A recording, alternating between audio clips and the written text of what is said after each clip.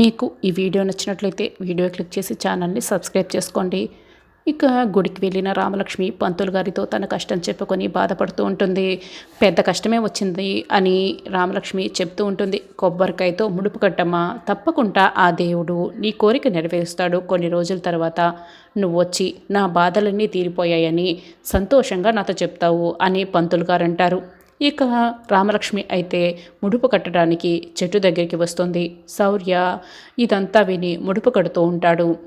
వెంటనే రామలక్ష్మి ఆ ముడుపుని తీసి నేలకేసి కొడుతుంది. ఎంత పనిచేసావు రామలక్ష్మి, నేను ముడుపు కడుతూ ఉంటే ఇలా నేలపాలు చేయొచ్చా అని శౌర్య అడుగుతూ ఉంటాడు. నన్ను పెళ్లి చేసుకుంటానని ఇల్లరికం వస్తానని మా అమ్మకి చెప్పింది సరిపోదా? ఇప్పుడు దేవుడికి కూడా చెప్పుకొని ఇలా ముడుపు కట్టాలని చూస్తున్నావా? నేనైతే నిన్ను ఎప్పటికీ పెళ్లి చేసుకోను, నువ్వు నా ఇంటికి రాలేవు అని రామలక్ష్మి అంటుంది. అయ్యో రామ, మన ఇద్దరం కలవాలని కాదు, నేను నిన్ను పెళ్లి చేసుకోవాలని కాదు. నేను నీ ముడుపు కట్టేది నువ్వు ఏదైతే బాధపడుతూ ముడుపు కట్టాలనుకున్నావో నేను కూడా అదే కోరుకుంటూ ముడుపు కడుతున్నాను అని శౌర్య అంటూ ఉంటే, నువ్వు ఏదైతే కోరుకున్నావో అది తీరాలనే నేను కోరుకున్నాను అని శౌర్య అంటూ ఉంటాడు. కథలను బాగానే అలుతున్నావు అని శౌర్యతో రామలక్ష్మి అంటుంది. కావాలంటే అక్కడ చీటీ ఉంది కదా, దాన్ని చదువు రామా, నీకే తెలుస్తుంది అని శౌర్య అంటాడు. ఇక చీటిని తీసుకొని రామలక్ష్మి చదువుతూ ఉంటుంది. రామలక్ష్మి కష్టాలన్నీ తీరిపోవాలి, రామలక్ష్మి ఏదైతే కోరుకుందో అది తీరేలా చూడు దేవుడా, రామలక్ష్మి ఎప్పుడు సంతోషంగా ఉండాలి అని అందులో శౌర్య రాసి ఉంటాడు.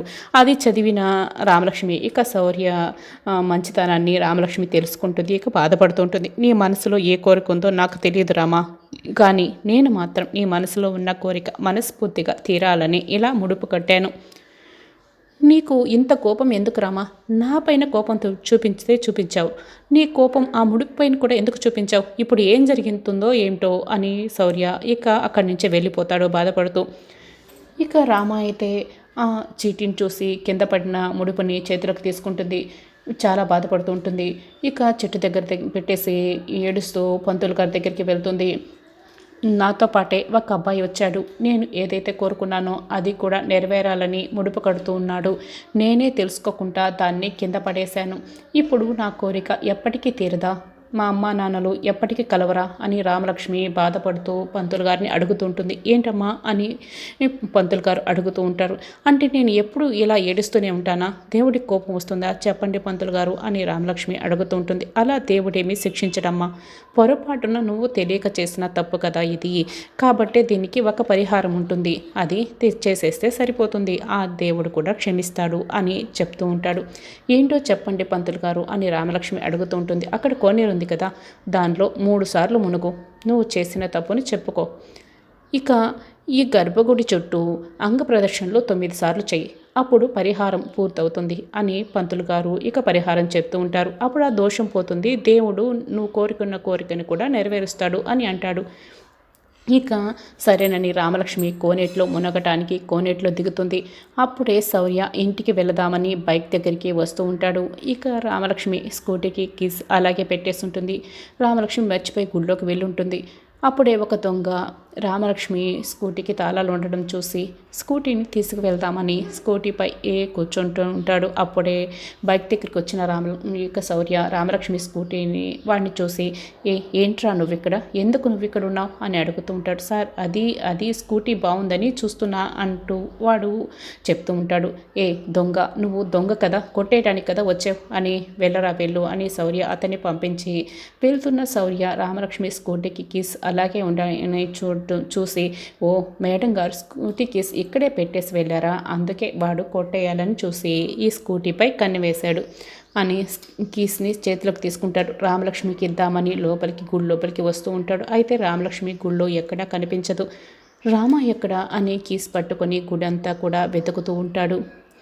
ఇక అప్పుడే రామలక్ష్మి కోనోట్లకి దిగుతుంది. అస్మిత నీళ్ళలోకి వెళ్ళి రామలక్ష్మిని నీళ్ళ లోపలికి లాగేస్తూ ఉంటుంది. రామలక్ష్మికి ఊపిరాడక నీళ్ళ లోపలికి వెళ్తూ మునిగిపోతూ చేతులు మాత్రమే పైకి చూపిస్తూ గిలగిల కొడుతూ ఉంటుంది. అప్పుడే శౌర్య అటుగా వెళ్తూ ఉంటాడు. చేతుల్ని చూస్తాడు, అవి రామలక్ష్మి చేతులే అని శౌర్యకి అర్థమవుతుంది. రామ అంటూ వెంటనే శౌర్య కోనేట్లోకి దూకేస్తాడు. రామలక్ష్మిని కాపాడి బయటికి తీసుకొస్తాడు. అయితే శౌర్య చూడకుండా అస్మిత అయితే అక్కడి నుంచి మెల్లగా వేరొక వైపు నుంచి వెళ్ళిపోతుంది. ఇక వాళ్ళని చూస్తూ అక్కడి నుంచి వెళ్ళిపోతుంది. శౌర్య రామలక్ష్మిని కాపాడి మెట్లపై పడుకోబెడతాడు. రామ కళ్ళు తెరువు రామ అంటూ బాధపడుతూ ఉంటాడు. ఇక అందరూ కూడా అక్కడికి వచ్చేస్తారు. రామలక్ష్మి అయితే స్పృహ కోల్పోయి ఉంటుంది. అలాగే పడిపోయి ఉంటుంది. రామ కళ్ళు తెరువు రామ కళ్ళు తెరువు అంటూ శౌర్య పిలుస్తూ ఉంటాడు. నీళ్లు బాగా మింగేసినట్లుంది బాబు, అందుకే కళ్ళు తెరవటం లేదు, నీళ్ళని కక్కించు అని ఒకతను అంటూ ఉంటాడు. అప్పుడే శౌర్య రామలక్ష్మి చేయిపై తన చేతిని పట్టి ఇక డైరెక్ట్గా ఇక తాను డైరెక్ట్గా రామలక్ష్మి కడుపుపై చేయి పెట్టుకుంటా రామలక్ష్మి చేతిపై చేయి పెట్టి కడుపు నొక్కుతూ ఉంటాడు. ఇక రామలక్ష్మి అయితే నీళ్ళన్నీ బయటికి ఊసేస్తుంది. అప్పుడే రామలక్ష్మికి మెలక వస్తుంది. చుట్టూ జనాలు ఉండడం చూసి శౌర్య వైపు జనాల వైపు చాలా షాక్ అయి చూస్తూ ఉంటుంది. చూడమ్మా, నువ్వు కోనేట్లో మునిగిపోతూ ఉంటే ఇదిగో ఈ బాబే నిన్ను కాపాడాడు. ఈ బాబు కనుక నిన్ను కాపాడకపోయి ఉంటే ఈ పాటికి నువ్వు ప్రాణాలు కోల్పోయి ఉండేదానివమ్మా అని అక్కడున్న అందరూ కూడా చెప్తూ ఉంటారు. రామా, నువ్వు బాగానే ఉన్నావు కదా, అసలు నువ్వు కోనేట్లోకి ఎందుకు దిగావు అని శౌర్య అడుగుతూ ఉంటాడు. ముడుపు నేలపాలు చేసేసాను కదా, అందుకు పరిహారంగా కోనేట్లో 3 సార్లు మునిగి దేవుడి చుట్టూ ప్రదక్షిణలు చేయమని పంతులు గారు చెప్పారు. అందుకే నేను కోనేట్లోకి దిగాను. 2 మునకలు వేయగానే 3వ మునక మునిగే టయానికి ఎవరో నన్ను కాళ్ళు పట్టి లోపలికి లాగేశారు. నేను మునిగిపోయాను అని రామలక్ష్మి చెప్తూ ఉంటుంది. అప్పుడే అస్మిత జనాల నుంచి అటుగా వెళ్తూ వీళ్ళ వైపే కోపంగా చూస్తూ వెళ్ళిపోతుంది. ఎవరో నన్ను చంపాలని, నా ప్రాణాలు తీయాలని ఇలా నీళ్ళల్లోకి లాగేశారు, ఎవరో లాగేశారు అని రామలక్ష్మి అంటూ ఉంటుంది. చూడండి, ఈ అమ్మాయి సంగతి నేను చూసుకుంటాను, మీరందరూ వెళ్ళిపోండి అని శౌర్య అంటాడు. అందరి జనాలు కూడా అక్కడి నుంచి ఇక వెళ్ళిపోతారు. రామా రా, నీళ్ళల్లోకి 3వ మునక వెద్దు, నీళ్ళల్లో ఎవరు కూడా లేరు అని శౌర్య అంటూ ఉంటాడు. లేదు, నీళ్ళల్లో ఎవరు ఉన్నారు, నన్ను చంపాలని చూస్తున్నారు అని రామలక్ష్మి అయితే భయపడుతూ ఉంటుంది. అయ్యో, నేను చెప్తున్నాను రామా, నీళ్ళలో ఎవరు లేరు, ఇదంతా నువ్వు అపోహపడుతున్నావు, నువ్వే లోతులోకి వెళ్ళిపోయావు, నీళ్ళల్లో నిన్నెవరూ లాగలేదు అని శౌర్య అంటూ ఉంటాడు. లేదు, నన్ను ఎవరో లాగారు అని రామలక్ష్మి భయపడుతూ అంటూ ఉంటుంది. శౌర్య వినకుండా, లేదు, నీకు ఈత రాదు కాబట్టి లోపలికి వెళ్ళిపోయి నువ్వు మునిగిపోబోయావు. ఇదిగో నీ స్కూటీకి, ఇవి కూడా స్కూటీకే మర్చిపోయావు, ఈ తాళాలు నీకు ఇద్దామని నేను ఇలా వెనక్కి తిరిగి వచ్చాను, అప్పుడే నువ్వు మునిగిపోతూ ఉన్నావు, నేను నిన్ను చూసి కాపాడాను, నువ్వు స్కూటీ కీస్ మర్చిపోయావు, ఇది కూడా అపోహపడుతున్నావు, నువ్వే లోపలికి వెళ్ళిపోయి ఉంటావు అని శౌర్య అంటూ ఉంటాడు. నీకు క్లారిటీగా చెప్పాలి కదా, అందుకే ఈ కీస్ని నీ చేతిలో పెట్టాను, లేకపోతే నువ్వే నా ప్రాణాలు తీయటానికి ఇక్కడికి వచ్చావు అని లేనిపోని అనుమానాలు పెట్టుకొని నన్ను ఇరికించడానికి కూడా చూస్తావు. పోలీస్ వాళ్ళకి రాని లేనిపోని డౌట్లు కూడా నీకు వస్తూ ఉంటాయి కదా, అందుకే క్లారిటీ ఇస్తున్నా అని శౌర్య ఇక అక్కడి నుంచి వెళ్ళిపోతాడు. రామలక్ష్మి అయితే బాధపడుతూ ఉంటుంది. ఇక రఘురామ్ తోటలో ఉంటాడు. కొబ్బరి కుమ్మడం తాగి ఆలోచిస్తూ ఉంటాడు. అప్పుడే ఆజ్య అక్కడికి వస్తుంది. రఘురామ్ కళ్ళు మూసుకొని ఉండటం వలన రఘురామ్ చెప్పుల్ని చేతిలో పట్టుకొని వెనుక దాచిపెట్టేసుకుంటుంది. పెదనాన్న అని పిలుస్తుంటుంది. ఇక రఘురామ్ అయితే కళ్ళు తెరుస్తాడు. కోపంగా చూస్తూ ఉంటాడు. పెదనాన్న, నేను మీతో మాట్లాడాలి అని ఆజ్య అంటూ ఉంటుంది. అప్పుడే రఘురామ్ వెళ్ళిపోదామని చెప్పుల కోసం వెతుకుతూ ఉంటాడు. ఇక్కడే కదా నా చెప్పులు ఉండాలి, ఎక్కడ్రా అని అడుగుతూ ఉంటాడు. అవునయ్యా, ఇక్కడే ఉండాలి అని పనెతను అంటూ ఉంటాడు. ఆజ్య అయితే వెనక దాచిపెట్టేసిన సంగతి రఘురామ్కి తెలియదు. రఘురామ్ అయితే కోపంగా 2 అడుగులు ముందుకు వేస్తాడు. పెదనాన్న, నేను మీతో మాట్లాడాలి పెదనాన్న, దయచేసి నేను చెప్పేది వినండి పెదనాన్న, జరిగిన దాంట్లో నా తప్పు మీకు కనిపించవచ్చు, కానీ వేరే దారి లేక మేము అలా చేయాల్సి వచ్చింది. మన ఇంటి పరువు తీయాలని, మీరు తలదించుకునేలా చేయాలన్న ఉద్దేశం నాకు అసలు లేదు పెదనాన్న, ఇంతవరకు వస్తుందని నేను అసలు ఊహించలేదు పెదనాన్న, ఇప్పుడు ఈ సమస్యకి ఒక పరిష్కారం దొరికింది పెదనాన్న. శౌర్య ఉన్నాడు కదా, రామలక్ష్మిని పెళ్లి చేసుకొని ఇల్లరికం రావడానికి పెద్దమ్మతో మాట్లాడి ఒప్పుకున్నాడు పెదనాన్న, ఒప్పుకున్నాడు. ఈ విషయం పెద్దమ్మకి చెప్పాడు పెదనాన్న అని ఆజ్య అంటూ ఉంటుంది.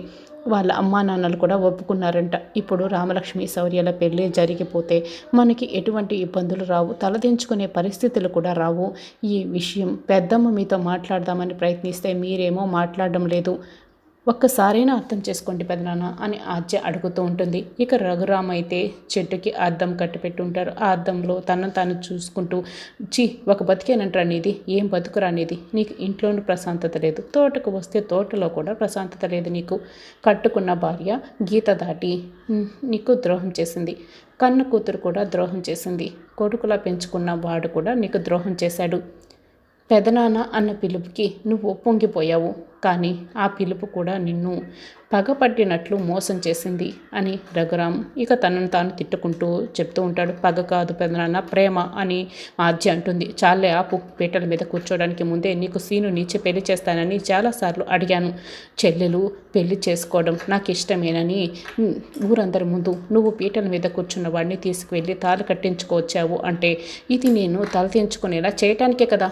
ఇది పగే అంటారు అని తలదించుకునే దానికి ఇలా చేశావు అని రఘురాం ఇక ఆద్యపై మంటపడుతూ చెప్తూ ఉంటాడు.